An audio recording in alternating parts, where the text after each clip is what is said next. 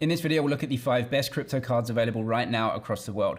I've chosen the biggest issuers in the space, very big crypto brands and companies here offering crypto cards, but there are more.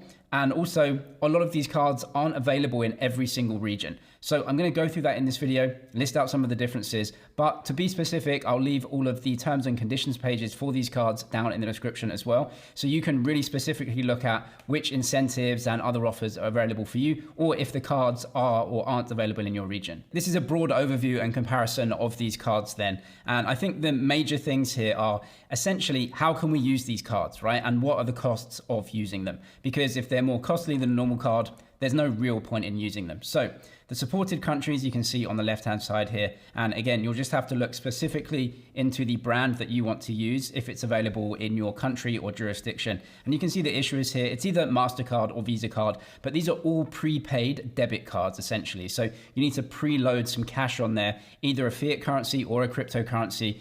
There are different fees for those, which I'll explain, but you need the money there and then you can pay just like a debit card. Nexo is a little bit different. You can actually use credit on your balances in Nexo, and they actually use that with the card as well. It's not a credit card, but you can use credit on your balances with the debit card, MasterCard that you have there.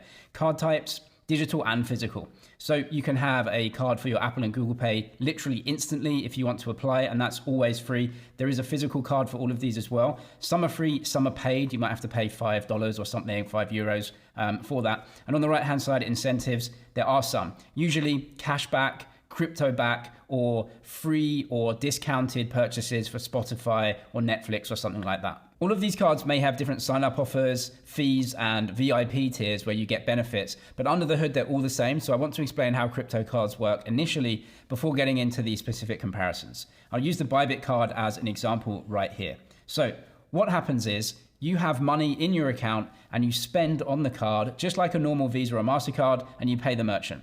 If you have fiat currency in your account, so if you're in Europe and you have euros on your card and you spend, that is completely free. And it's just like any other card and it doesn't cost you anything. Now, if you have cryptocurrency in your account, you're going to have to switch that first into the fiat currency that you want to spend. So in the spot market, you can go ahead and trade that, sell the Bitcoin, for example, for euros. And that's going to obviously have a trading fee on Bybit. That's 0.01%. Other exchanges may vary a little bit. If you have cryptocurrency on your card and you're spending in euros, then what you need to do, or the exchange, it needs to first sell that crypto for the fiat currency, then spend the fiat currency. And they're going to do a crypto conversion or an auto conversion. These are always higher fees. On Bybit, it's 0.9%, but it may be higher on other issuers' cards. Now, if you're spending in a region that is different from the fiat currency of your card, you then have to pay just a normal FX fee on top of that as well. So for example, if you're in Europe and you have a Euro card and then you go on holiday to Singapore or something, or USA, and you're spending in Singapore dollars or US dollars, that's not the currency of your card. And so Visa or MasterCard are gonna put on their normal FX fee on that, which is around 1 to 2% as well.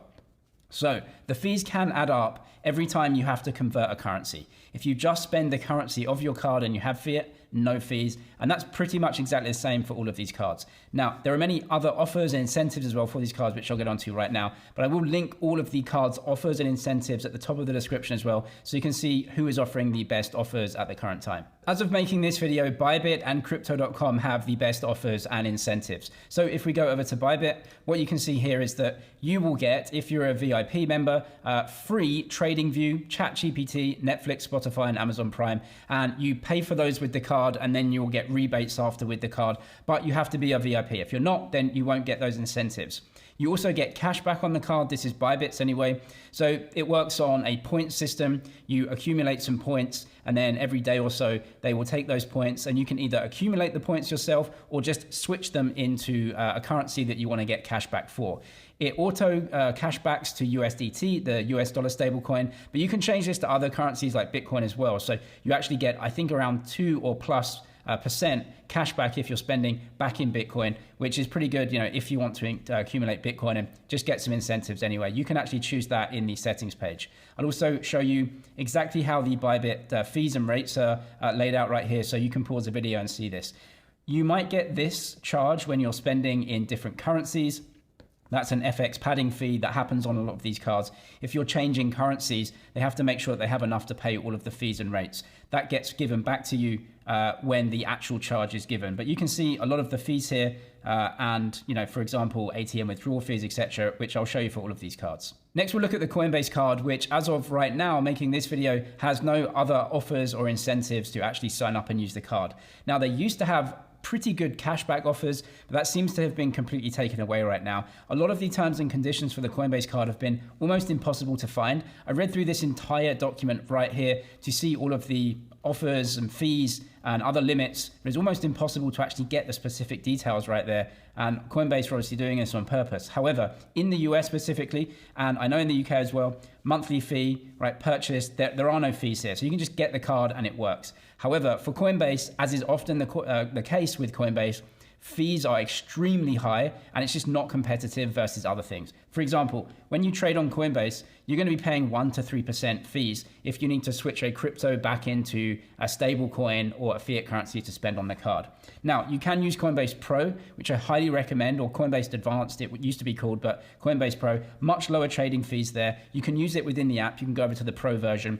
You can trade cryptocurrency for fiat, much lower fees. Do that first before putting any fiat currency or stable coins on the card, especially for Coinbase as well. They really go heavy into USDC, which is their, kind of a partner stablecoin for them. And USD and USDC balances are basically interoperable there. FX fees I couldn't find, but it's going to be around 2% for Visa anyway. You get free ATM withdrawals up to $1,000 a day in the US. That may be a little bit different in other countries. Coinbase card, I had this and I never used it because the fees were just so expensive. I used other cards, but if you have a Coinbase account anyway and the fees are pretty decent on Coinbase Pro, it may work for you. Next up, we'll look at the Nexo card, which is available in the UK and EU right now.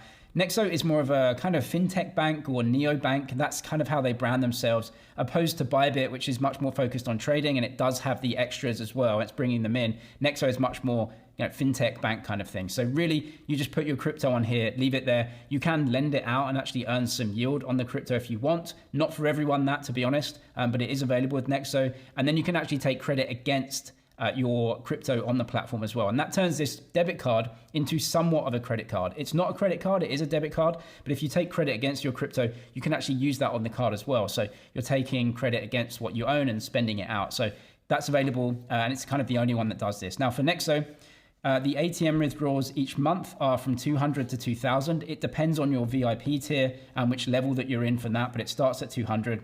And with Nexo, the trading fees here are a little bit higher than you would get on something like Bybit. So around under 2% for trading on the Nexo app. Because what they do is they put the fee and the spread into the price that you get. And so you are paying a little bit of a higher fee if you need to change, for example, Bitcoin into a fiat currency to go ahead and spend it. If you can download Nexo Pro, which is the Pro version, right, 0.2% for trading fees, and you can go over to that, trade, and then bring it back out into your Nexo app. But Nexo Pro isn't available for everyone.